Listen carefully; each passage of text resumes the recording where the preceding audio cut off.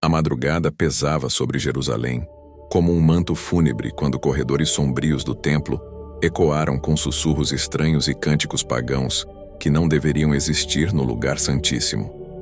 Tochas vacilantes lançavam sombras dançantes sobre paredes de pedra, enquanto mãos trêmulas seguravam incenso fumegante diante de uma estatueta pagã cuidadosamente escondida atrás do altar sagrado. De repente, um estrondo ensurdecedor rasgou o silêncio da madrugada, e a luz dourada que sempre emanou do propiciatório começou a tremular violentamente, como uma chama prestes a se extinguir. A presença divina, que por séculos habitara o Santo dos Santos, começou lentamente a se elevar, deixando para trás os querubins de ouro cujas faces agora se voltavam para baixo em profundo lamento. 4 anos antes daquele momento terrível, nas margens lamacentas do rio Quebar, o vasto acampamento dos exilados judeus se estendia até onde os olhos alcançavam sob o céu implacável da Babilônia. Era o ano 592 a.C., e entre as tendas improvisadas e os rostos marcados pela saudade de Sião, caminhava um homem diferente dos demais. Ezequiel, aos 30 anos, carregava em seus ombros não apenas o peso da linhagem sacerdotal nobre, mas também o fardo de visões que perturbavam suas noites e inquietavam seus dias. Seus olhos possuíam aquela intensidade peculiar daqueles que escutam vozes que outros não conseguem ouvir, que enxergam além do véu da realidade comum. Havia perdido pátria, templo e propósito quando foi arrancado de Jerusalém, junto com outros nobres, mas algo em seu espírito permanecia conectado com verdades que transcendiam o exílio físico. Naquela tarde sufocante, enquanto o sol da Mesopotâmia castigava impiedosamente o acampamento, Ezequiel se encontrava diante de um círculo de anciãos judeus, cujos rostos exibiam uma mistura perigosa de falsa esperança e negação obstinada da realidade.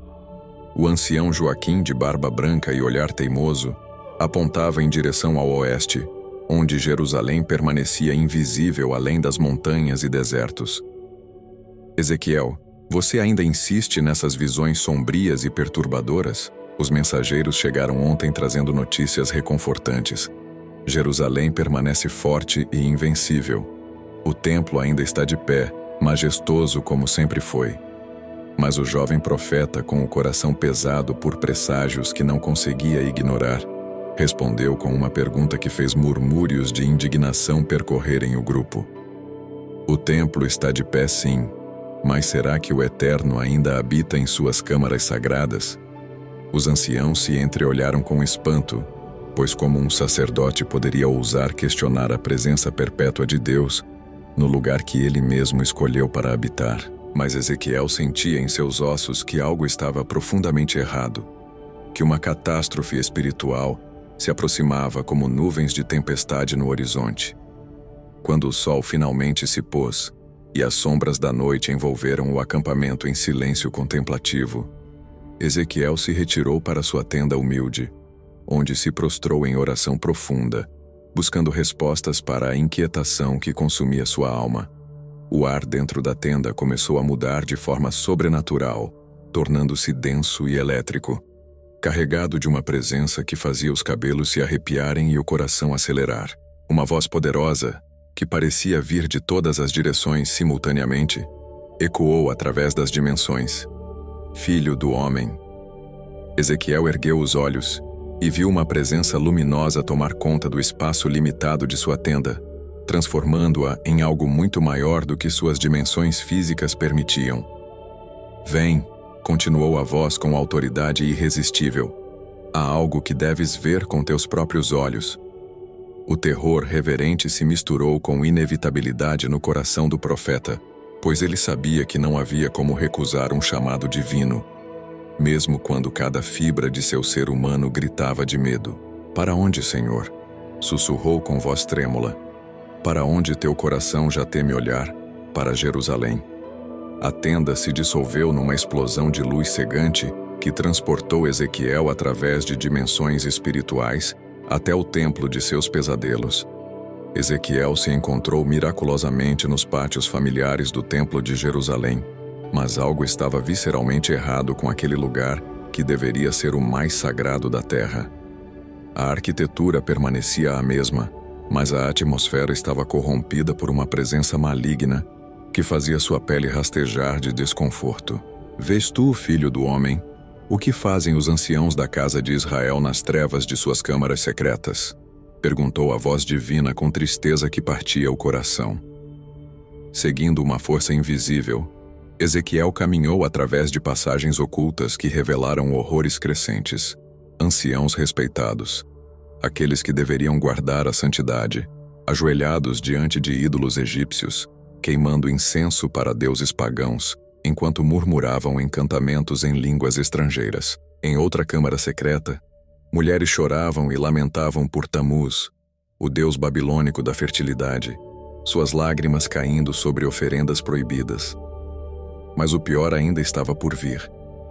25 homens líderes espirituais do povo estavam postados de costas para o altar sagrado, com rostos voltados para o oriente, curvando-se em adoração ao sol nascente, enquanto rejeitavam completamente o Deus de Israel. A cada abominação descoberta, Ezequiel observou como a luz dourada que sempre emanou do templo se tornava mais fraca, como se a própria presença de Deus estivesse sendo sufocada pela idolatria desenfreada que infectara o coração da adoração. A voz do Senhor ecoou novamente, mas agora carregada de uma tristeza tão profunda que fez Ezequiel chorar, antes mesmo de compreender plenamente as palavras. Eles profanaram minha casa sagrada, encheram-na de violência e abominação, transformaram meu santuário num covil de ídolos.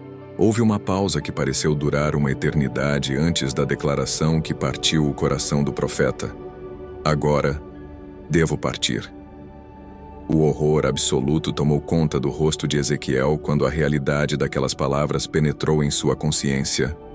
O Deus eterno estava abandonando sua própria casa. A glória do Senhor, aquela presença luminosa e majestosa que sempre habitou sobre os querubins no Santo dos Santos, começou um movimento lento e solene que gravaria para sempre na memória do profeta. Primeiro se elevou do propiciatório, pairou com pesar sobre os querubins que agora lamentavam. Depois se moveu deliberadamente em direção à entrada do templo. "Não!" gritou Ezequiel em desespero que ecoou pelos corredores vazios. "Senhor, sem ti, o que sobrará desta nação? O que sobrará de nós?" Ele tentou se aproximar, mas uma força invisível o mantinha à distância, obrigando-o a testemunhar impotentemente o abandono divino do lugar santíssimo. A glória continuou sua jornada inexorável. Do pórtico para os pátios externos, dos pátios para as muralhas, das muralhas para o Monte das Oliveiras a leste da cidade, cada movimento aumentando a escuridão espiritual que agora engolfava o templo profanado. Mas mesmo na mais profunda escuridão daquele momento terrível, a voz divina trouxe palavras que plantaram uma semente de esperança no coração devastado do profeta. "Filho do homem, eu não abandono meu povo escolhido, mas abandono este lugar, que foi profanado por mãos que deveriam protegê-lo." As palavras seguintes ecoaram como uma promessa através dos séculos.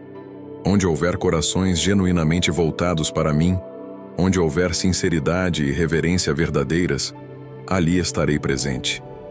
Ezequiel compreendeu então que estava testemunhando não apenas um julgamento, mas o nascimento de uma nova forma de adoração que transcenderia edifícios de pedra e rituais vazios.